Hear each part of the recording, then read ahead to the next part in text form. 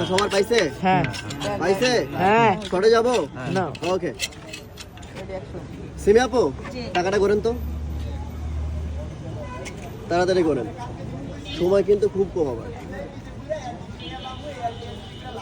এত লেট 10,000 তাড়াতাড়ি আমাকে হাঁসের মাংস 10,000 টাকা দেন আমার ফ্রেন্ড সার্কেল বসে আছে পার্টি দেবো রাতে আল্লাহ ভাইয়া এখানে তো 10,000 টাকার হাঁসের মাংস হবে না আজকে। কয় হাজার টাকার হবে এখন তো এখানে আমার প্রায় শেষের দিকে। মানে- এখানে 270 টাকা করে প্লেট কয়টা হয় আমি আপনাকে হিসাব করে দিতে পারবো।